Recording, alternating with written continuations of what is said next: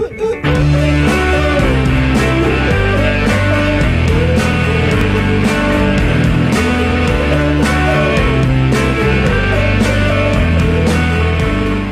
the interruption. I'm Sam Mulberry, and I am joined as always by Annie Berglund. Hey, Sam, I guess tomorrow is the exam. Can you tell us a little bit about how that exam is going to work for students? Absolutely. So what we have is an exam window on tomorrow, Tuesday, June 29th from 3 to 7 p.m. So you can take your exam anytime between 3 and 7 p.m. It's on Moodle. Once you click to open up the exam and start it, you'll have 75 minutes to complete the exam. So know that the exam is open note and open book, but 75 minutes is not enough time to complete the exam if you're looking everything up. So if your plan for this exam is, well, it's open note, open book, I'll just kind of look everything up as I go, you'll probably run out of time. So you need to be studying for this exam with your eye on, hopefully pieces of this you're going to be able to do without having to look stuff up. That being said, my big piece of advice for this would be to have, before you click start, have whatever notes you want, have them ready, have them organized, have them in front of you, because I do think it is helpful to refer to those things, but know that if you're looking up, there's a lot of like objective parts of the test where it's like matching sections, things like that. If you're spending a lot of time looking things up there, you're likely to run out of time on things like the essay and stuff like that. So make sure you're allotting enough time for the essay. And in fact, even though the Moodle test kind of goes in an order, you don't have to take the test in that order. If you want to start with the essay, that's great. If you do that, I would also still allot yourself time. Say, maybe I'm going to spend 20 minutes on the essay, and then I'm going to move on to the other parts of the test, things like that.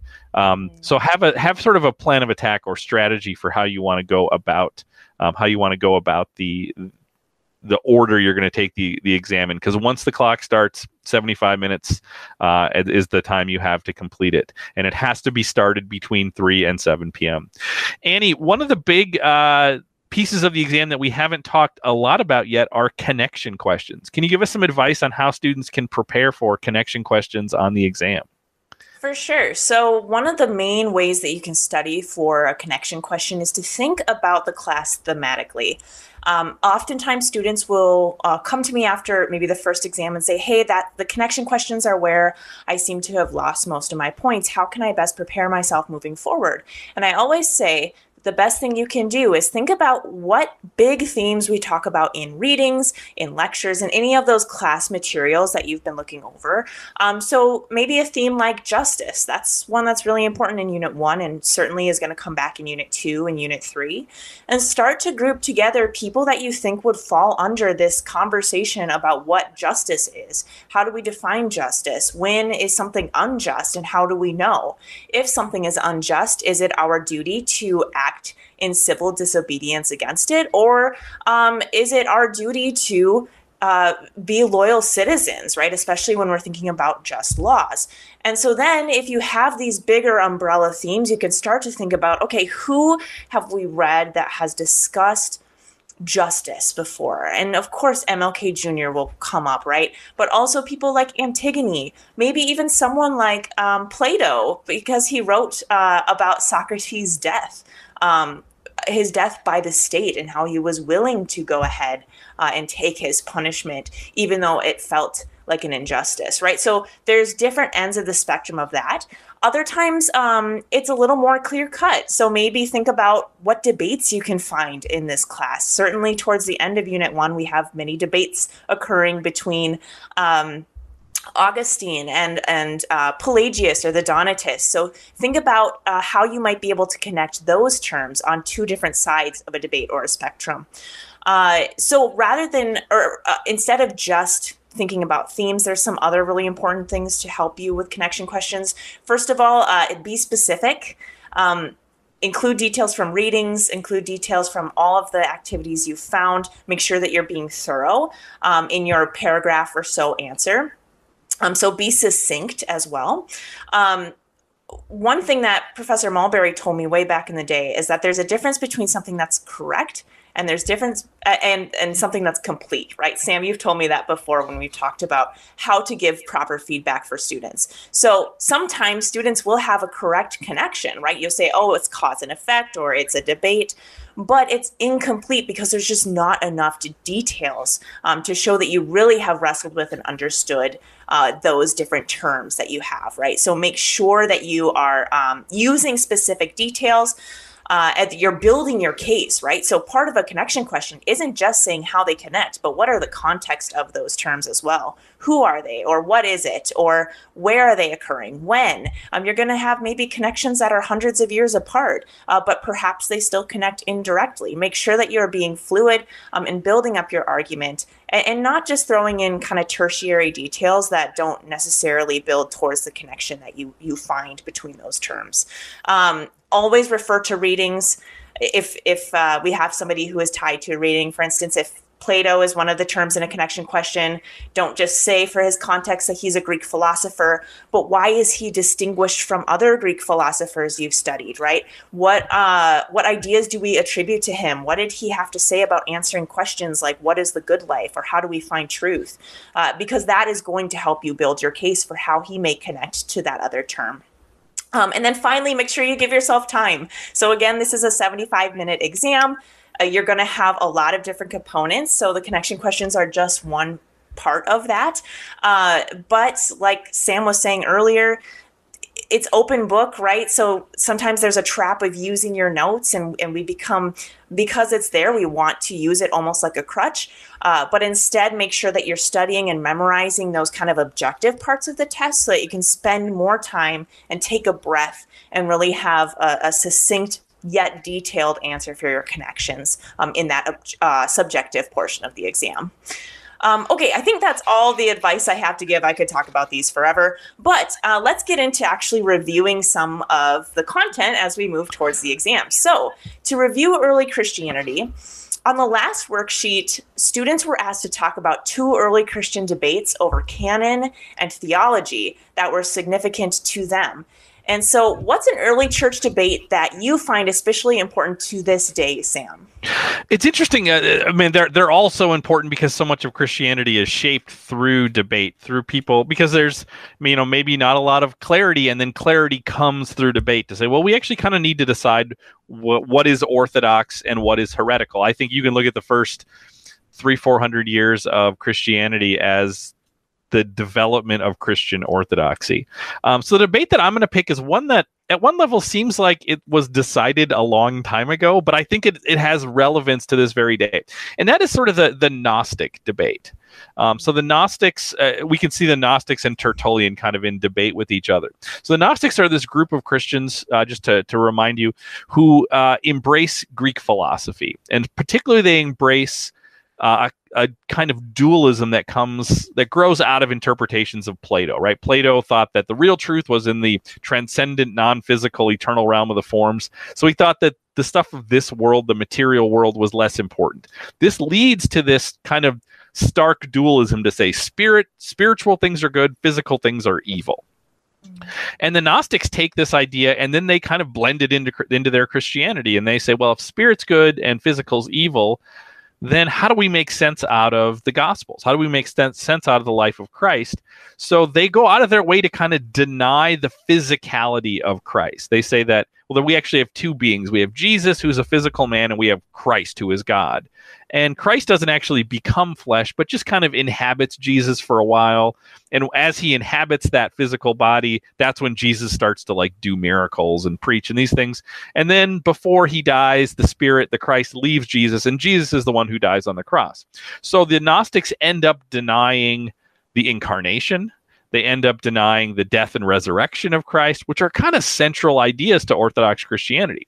And then we have Tertullian on the other side, who's kind of saying, no, this is why we don't want Greek philosophy at all involved in Christianity, because it's going to lead to this. Now, we see tons of Christians who use Greek philosophy and are completely Orthodox in doing so. But why I think this Gnostic debate is so important is I think even though by the 2nd, 3rd century, Gnosticism is pretty strictly declared heretical within Christianity, I think there is a strain of Gnosticism that runs through Christianity to this very day. This sort of sense of even the kind of, in but not of the world, kind of we're just passing through view, can lead to sort of saying like, well, this world doesn't matter. The things of this world doesn't matter. All that matters is the spirit.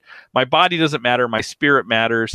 And I think it ends up leading Christians to deny the physical, right? And I think there is a great sort of physical element to Christianity. So I grew up Catholic, and I will say the Catholic Church embraces the physical a lot more. I mean, when we think about we'll talk more about the sacraments in Unit 2 of this course, but this idea that like, when you do the sacraments, you do communion and you take the body and blood of Christ, there's this literal physicality to it.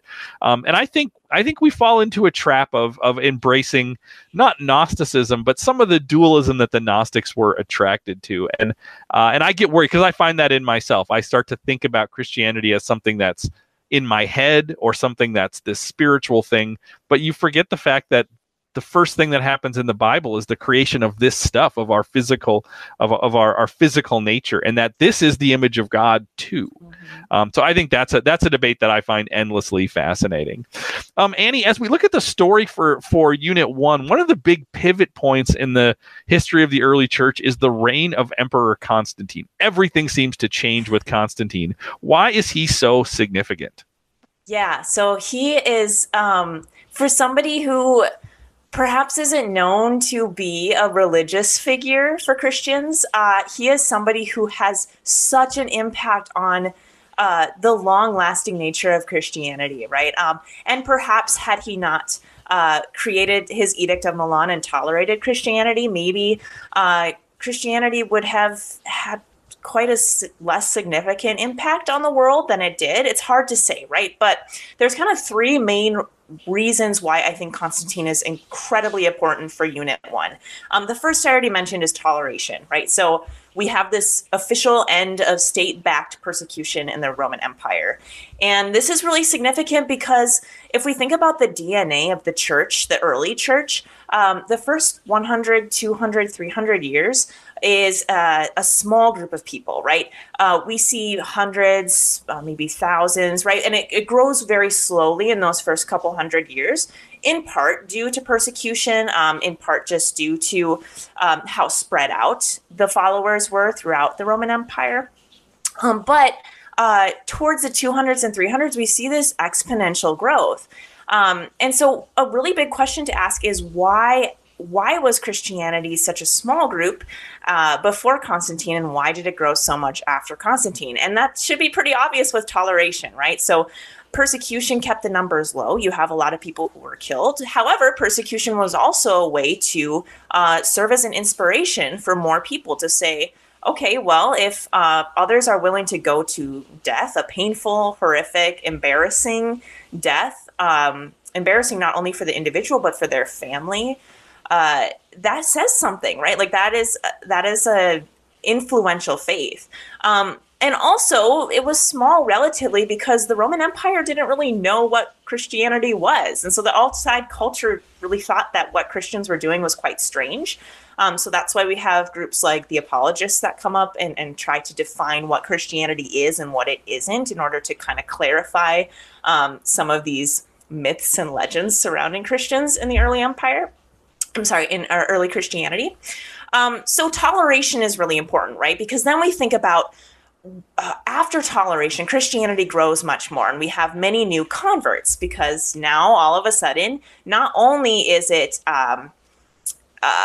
easier for you on your physical life, right? But also there's this kind of gain that you can have with being a Christian. So once Constantine officially tolerates Christianity, it's not just toleration, but it's in fact, maybe Christian life is easier now, right? Like persecutions wane, but also Christians are now appointed to power.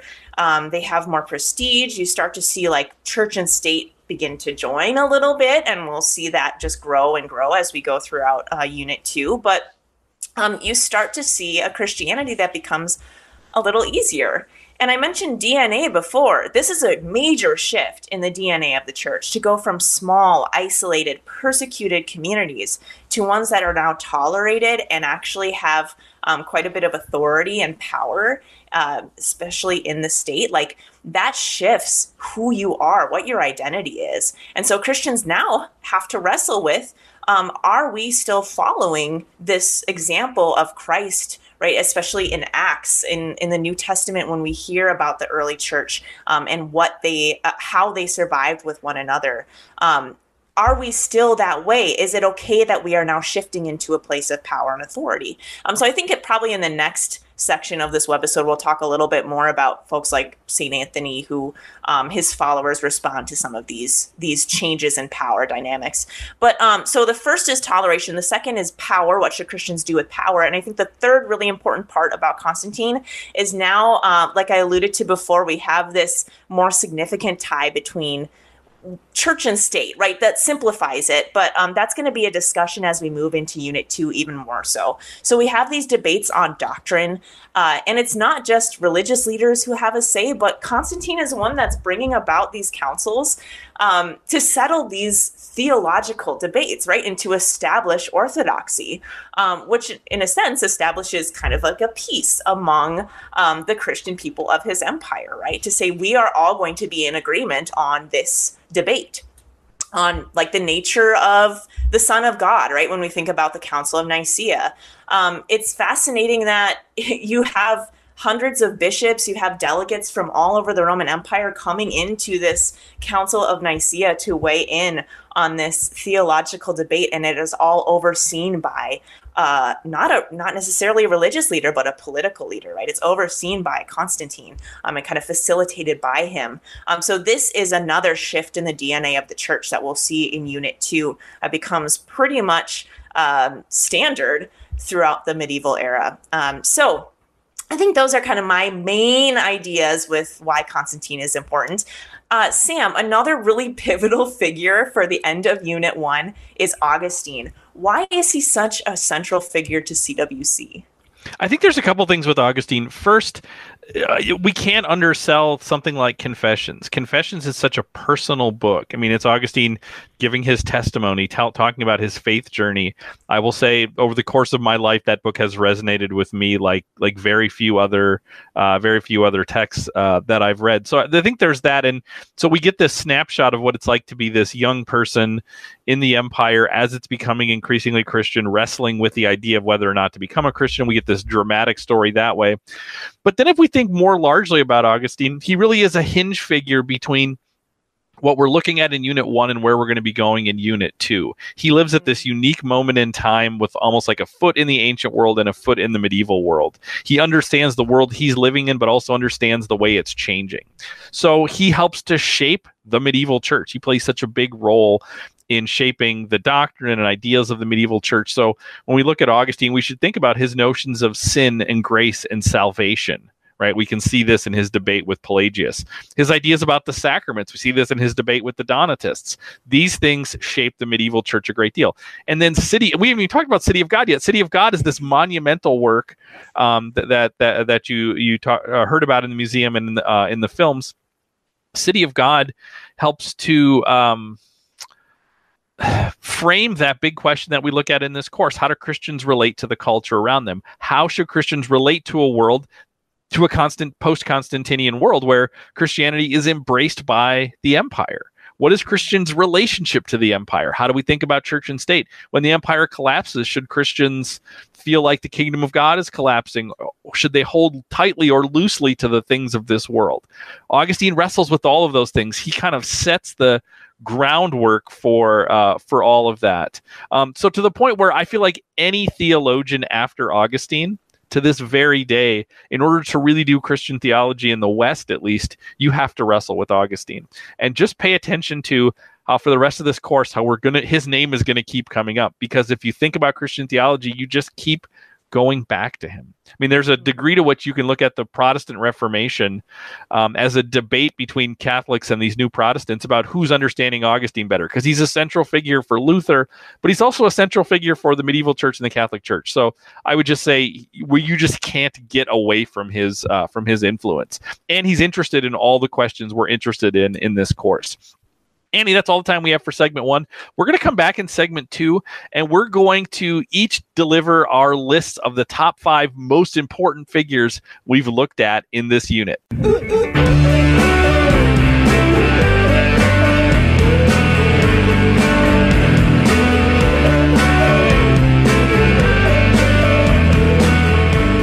And we're back. We're going to play a little game we call Food Chain. We both put together our lists of the top 5 most important figures we've looked at in this unit. So we're going to spend some time talking about those folks. Really look at this as a way for us to review a big chunk of the mastery terms we have in this unit. So Annie, you have your list. I have my list. Who is number 5 on your list?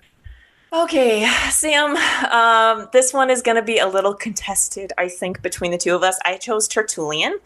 And I chose him, it was between him and Augustine. And I know that you're a big Augustine fan, as am I. But I felt as though that maybe I need to choose between the two of these. And here's why. So in one of the big themes of the early church is, like you mentioned before, orthodoxy versus heresy, right? And how do we define what is orthodox, what is right belief or right practice, with the things that are heretical, those things that are outside of what Jesus said, what the Bible has to say about what we believe about God, what we believe about salvation, faith, right? So there are several key people that I could have put on my list, right? Especially many apologists, but I chose Tertullian for a number of reasons. He's from North Africa, as is Augustine. He lived around the 200s, so before Augustine. But I think he's important because North Africa is known for many things during this time, right? It's a hub of theology. In the early church. It's also a place of a lot of persecution. And I think that Tertullian is important, not so much because I think he's better than Augustine or maybe more prolific of a writer than Augustine, but really because he's a predecessor. And he's argued to be, by some, the first theologian of the West, right? So like some people would regard him as kind of laying the foundation for more ideas of theology, right? He wrote about the Trinity, the Father, Son, and the Spirit. He addressed heresies, like we mentioned before. Certainly when Sam, you were talking about the debate with the Gnostics, like that is a huge debate at the time. And there are big ramifications for the fact that we now see Tertullian's perspective as being that which is orthodoxy, right? And he had a lot of harsh things to say about philosophy and Christianity, but I don't think he's tossing out philosophy entirely, right? He's just saying that there are parts of culture that can be damaging, right? That can actually draw us away from what Jesus had to say. I think figures like apologists are incredibly important for the early church because Jesus ascended, and when he ascended, he didn't leave us a book of all the things we need to know about how to view each other and Christ and salvation and God, right? But instead, he left a lot of questions unanswered, and it was the work of these early apologists like Tertullian to really try to say, like, to fill in those gaps that Jesus left behind when he ascended, right? And to say there are some things about the culture around us that it's okay for us to engage with or maybe even absorb, but there's some other things that can really be damaging for how we are to attain salvation or how we are to grow in our faith in Christ. And I also think that what you had to say earlier about the physical nature, and especially coming out of this debate, I think that Tertullian is interesting because he appears to be more of a moralist maybe and less of a philosopher, like caring more about our actions and perhaps less about how we define that which is on the earth and that which is not on the earth, right? And he also has this legacy of Christian pacifism that is going to kind of largely go away for a while. Like we won't see that come back, at least in the people we study, until I think the end of Unit 2 even. But I think it's important that we stick to him because he's a predecessor, because he's distinct, and because he laid some of these important groundwork. Who is your fifth person, Sam? Well, I have to say, you really took Augustine to the woodshed there, and I appreciate it. I like it. I'm here for it. Annie, as we think about these lists, I think because this is Christianity Western culture, there's going to be this tendency for us to lean towards the second half of this unit a little bit, looking at Christian figures. So I want to kick off my list with somebody who is the earliest person that we study in this course. Now, when we had students do Poodle videos after the last webisode, we had them talk about two figures from the ancient world that they thought had a lot to say to Christians. And one of our students made a really impassioned case for Sophocles. And I love that case because I think we tend to lean too much towards philosophy, theology, and we sometimes miss the importance of the arts. So I'm not putting Sophocles on my list, but I am putting someone in that vein. I'm putting Homer on my list. So Homer is, 2,700 years ago, this epic poet from the kind of pre-democratic Athens, or pre-democratic Greece, sorry. And what I think about why Homer is so important is because in these poems, he really kind of captivates the Western mind, right? That he's using literature, he's using this poetry to try to convey major questions, values, ideas, religious beliefs. I mean, they are these foundational educational texts for the Greeks, to the point where Alexander the Great went to sleep each night with a copy of the Iliad under his pillow, right? Like for him, he wanted to be Achilles from the Iliad. So I think Homer's really, really important in that way. And as I said, it captivates the Western mind even beyond ancient Greece. One of the great lines about the Greeks is, although Greece doesn't really expand the way Rome does, and Rome ends up conquering Greece, we need to remember that Rome is itself Hellenized. So there's this great line that Greece made a slave of its savage subduers, right? That although the Romans conquered the Greek empire of the mind lasts longer. And Homer is, although he's not a philosopher, he's part of that. So the works of Homer are going to be important to the Roman Empire. They're going to be important going forward, to the point where even 2,700 years later, they are still important texts in Western education. And I would argue, if you read the Iliad or the Odyssey, but especially I'm a big fan of the Iliad. If you read the Iliad, I feel like it has so much to say about the world that we live in today that I want to put Homer on this list because I think he's really foundational to thinking about the West. Annie, who do you have at number 4? Well, okay. As you said that, I looked at my list and I was like, oh man, I don't have anyone from before. Geez, I think I have one person. So actually, do I have 2? I might have 2. Either way, Sam, good call. You found the hole in my argument here. Homer is a great one. So my 4th is Constantine, who I already talked about in the first section of this episode, so I won't go into a ton of detail, but I think he's important for those discussions of Christians in power. What do Christians do when they have authority and prestige, when life becomes comfortable?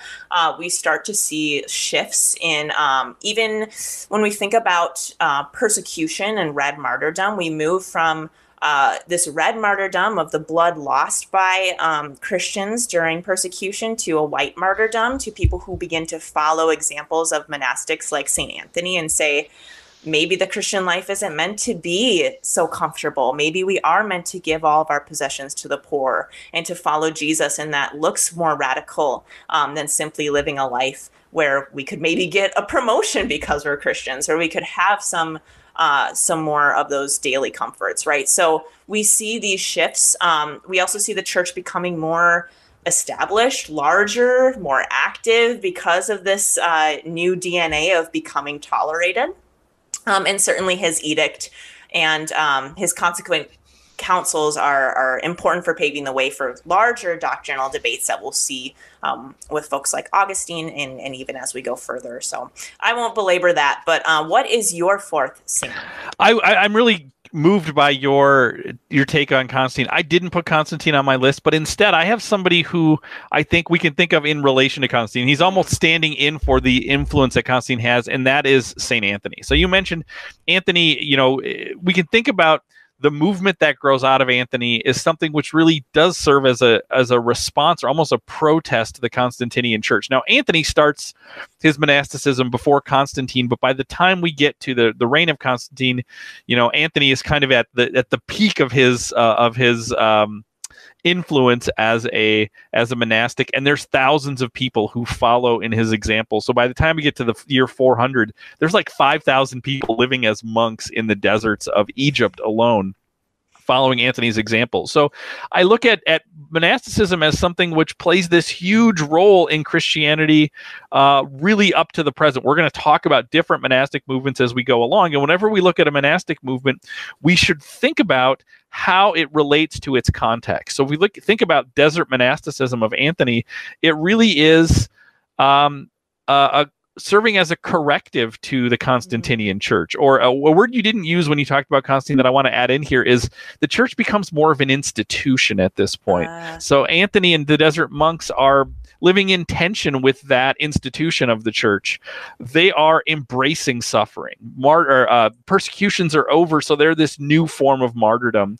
And we can even see in MLK, there is this sort of sense that Christianity might lead to a kind of suffering. We see that in martyrs like Perpetua, but we also see that in someone like St. Anthony. So I think the advent of this monastic movement as a response to these major changes that happened with Constantine, I have to have him on my list. Annie, who do you have at number 3? Okay, Anthony's a really good one. I didn't have him either, but he is somebody who we'll continue to talk about in Unit 2 and 3, at least in comparing him to other monastic communities and their contexts and how monasticism changes over time. So, great one. My third is Perpetua, and I chose Perpetua not necessarily because, man, if you look at my list, it's all these really big, powerful figures, right? Powerful, at least intellectually, some of them, powerful militarily by some of them. Perpetua is the one figure I think of this unit that seems to be emblematic of a much larger Christian experience coming out of the death and resurrection of Christ, which is that of the persecuted follower, right? And she also exemplifies the experience of women, of mothers. Certainly her example is somebody who maybe had more opportunity than other women around her time, but she shows this example of the extent of cultural paterfamilias, right? And the idea that the father is the head of the household and you aren't supposed to deny that power to not only the father, but then if we think of the state as a family, right? But also like the emperor, right? The political leaders in charge, that it is not up to the average person, especially a woman, to deny that power. So she's kind of this symbol of this generation of Christians, these people who willingly and actually excitedly were taking their punishment for the sake of Christ, right? Following the example of the apostles, many of which died gruesome deaths, right? And I think it's also important because she is a part of the story of the early church with this waxing and waning of persecutions. So during different emperors, you kind of see a fluctuation of persecution, but it's still a central question for the Roman Empire of like, what do we do with them? What do we do with Christians, especially when they starting to grow and continue to grow, and even persecutions don't stop them from growing. In fact, it kind of does the opposite, and people are inspired to join with this church. So Perpetua, I think, is important to have on the list because she is a red martyr. And it also falls into questions of justice and civil disobedience, of like faith and how willing are we to deny cultural values around us for the sake of our faith, and to think about the early church as something that was utterly distinct from the culture around it. But then after Constantine, it becomes less distinct. How about you, Sam? Well, Annie, I'm compelled by your case for Perpetua in lots and lots of ways. Christianity is really forged in the furnace of persecution. So I also have Perpetua as number 3 on my list for all the reasons that you said. I think, and again, we can harken back to MLK, who even references the martyrs of the early church. There's so many martyrs we could point to. Part of what makes Perpetua so important as well is, like you say, is that she is marginalized. She also writes an account of her own martyrdom. So we're getting, as historians, we love a firsthand account of something. So we're getting that with Perpetua as well. And so she absolutely has to be there. Annie, who do you have at number 2? My number 2 is Plato. So I did delve back into the before Christ era. I'm proud of myself for that. Didn't have a gaping hole. Plato, there are many different reasons for why he's influential. Not only just his continued influence, like we're going to see him come up again and again in Unit 2 and Unit 3. You're going to have philosophers for the next 2,000 years after Unit 1 who are challenged by his beliefs, who agree with him, who disagree with him. He's truly foundational for how we understand the world, how we understand each other, ourselves, what is good, what we should pursue in life, and why we should pursue those things. I also think that he's really important for Christian educators and Christian students to understand, not only because of his influence on the biblical authors, but also for his influence on education in general. We have somebody who wrote down and carried on the influence of his teacher, Socrates. And with that comes things like the Socratic method, with this emphasis on education. He was also, if we think about, the allegory of the cave, a lot of that comes down to the idea that you are unshackled and you can understand truth when you are able to be educated and to reach this enlightenment, right? And then you can help to see the truth around you and to see that the things that were in front of you are not always reliable, right? And it takes some kind of contemplation. And I think he's also really important for how we understand ourselves and our bodies and our choices that we make on a daily basis, whether we realize that this is a Platonic influence on us or not. I think about many of my actions in life, whether it's, what I eat or how I interact with one another. It does seem to mirror his idea of the soul, right? And like the soul being our whole beings, and that it's guided by 3 parts: the appetite, the spirit, the mind, right? And that the good life is a balanced life. It's a moderate life. And it's what our mind is able to kind of harness the rest of us. And so again, this emphasis on the mind, on education, enlightenment, and of course the biblical influence that we see Platonic dualism referenced throughout the biblical text, specifically the New Testament, right? We see the idea of flesh or matter and spirit as being distinct from one another and yet somehow present in one being of Christ. And so I think in order to understand biblical authors, it's crucial to understand Plato. Who's your number 2, Sam?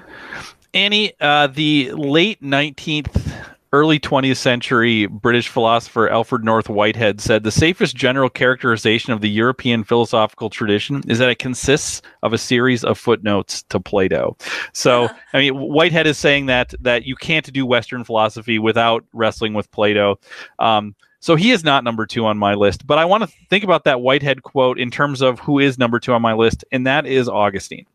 Because if the Western philosophical tradition consists of a series of footnotes to Plato, there's a degree to which, now this is an overstatement, that the Western theological tradition consists of a series of footnotes to Augustine. Now, I will point out that neither of us so far have put the Apostle Paul on our list, which, I mean, he wrote most of the New Testament, so like he's, probably pretty important there. But I'm going to put Augustine here. And again, I talked about him a lot in segment 1, so I won't say much more, but I really do think he impacts the world going forward so much. So it's almost unfair to students because you guys we've only talked about Augustine kind of in his time, but you are not going to escape him. He is going to he's going to be there through the Middle Ages. His ideas are going to be there. He's going to be there through the Reformation. If you take a theology course today, even like a contemporary theology course, you're still going to hear Augustine mentioned again and again and again. So he is my number 2. Annie, who do you have at number 1? Okay, number 1, this was I'm happy with this choice. I chose Alexander the Great. And you know me, Sam. You know that I'm somebody who really likes social history. So I would much rather study people like Perpetua. I'd rather study people that are more the average person, right? Or study movements than I would individuals, especially like military leaders, political leaders. Yeah, Alexander's kind of a bro. Like it's an interesting choice. Right, like the guy like died when he was drinking with his buddies. Like this is not somebody that I would be like, yes, I think that he's the most influential person. However, I think because I put him at the top, that should say something, right? This isn't something that I would necessarily do. And yet here we have somebody who's an incredible warrior. He's highly intelligent. He inherits the kingdom of Macedonia. He's able to conquer much of the Mediterranean. You know, apparently from the last episode, you guys all know that I love conquering things and that I'm imperialist. So I guess I'm just going with that now. That's now who I am. But in his education, we also know that he read Homer, right? That he learned to speak Greek, that he actually really loved Greek culture and admired it. And so he's a conqueror, sure, right? Like he has, if you're into the military, if you're into power, you're going to admire Alexander the Great. But beyond that, it's the cultural power. It's the shifting of cultural influence, not just military, not just geography, but we have this spread of Hellenism throughout the conquered territories of Alexander. So it's not so much him as a person, but more him as the spread of influence throughout the empire that he conquered, right? We think about books and language and food and architecture and philosophy and educational strategies. All of this is spreading throughout the territories that he conquered. And it makes for kind of a cohesive whole in this era. And that's really important if we're thinking about this class and the course title of Christianity and Western culture, right? We have this figure who's hundreds of years before Christ. And yet, his love of being Greek-like is what really helps to create a foundation for the world where Christ is born into, right? And so you have these messianic expectations of in Judaism of people who are trying to rise up against the successors of Alexander. We have things like the Maccabean Revolt, right? That Jesus then deals with when he is born and is the Messiah, right? To say like, I did not come by the sword. We have Greek language and culture, that the New Testament is written in Greek. Like that is ultimately important for being able to spread the news that Paul was able to travel and win over converts. And then, of course, Greek imagery, Greek metaphors. I know I'm giving all of this to Alexander. It's like, man, I don't know if this this guy deserves all of that. But I think it does tie in immediately with how he conducted the expansion of his territory and to how we understand this idea that Jesus was born into the fullness of time. Who is your number one, Sam? Annie, I love the way that my number 5 and your number 1 kind of bookend this list that's full of mostly Christians. When I talked about Homer, I talked about the Greeks making us slave of their savage subduers, and that is because of Alexander, right? This empire of the mind exists because Alexander doesn't come up with those ideas, but he makes sure those ideas don't get lost and forgotten. He spreads them around. So I think those actually work really well together. So for my number 1, it actually ties into that idea of the empire of the mind. Annie, I'm not sure if you're familiar with the late 19th, early 20th century British philosopher and mathematician Alfred North Whitehead, but he said the safest general characterization of the European philosophical tradition is that it consists of a series of footnotes to Plato. Number 1 is Plato. How do we not have him number 1? Whether you're a Christian or not a Christian, if you're a thinker, if you're a philosopher in the West, you kind of have to wrestle with Plato.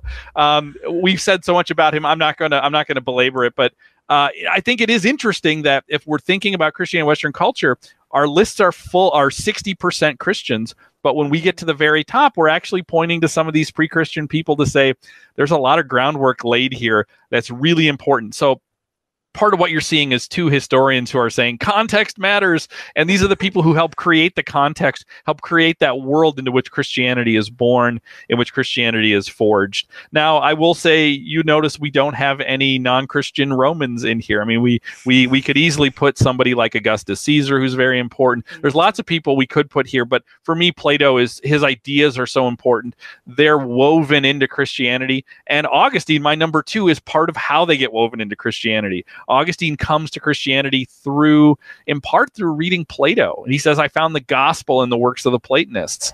And then when you look at Augustinian theology, I remember reading books when I was in college about how theologians were trying to peel apart Plato from Christianity to say, have we become too Platonic? And this is 1600 years after Augustine, they were wrestling with this. So, I mean, I just think he's so significant, so important. Annie, I really love these lists. We can put them back up on the screen so students can take a look at this. What we want you to do is take a look at these, evaluate these. You don't have an assignment for today other than we'd love you to go on to Moodle. We have a little poll on there. We want you to vote on which list you think is the best list. Now, we had you vote for our Make the Case in episode 2. Annie, I'll let you know that you won Make the Case. So you got to keep your winning streak going. I got to get back onto winning ways. So go on, vote for which list you think is the best. But hopefully this was helpful to help you start to think about some of the big people and ideas that we've talked about in this unit and that you're going to be encountering when you get to your exam tomorrow. Annie, we will be back in just a second to wrap up the show.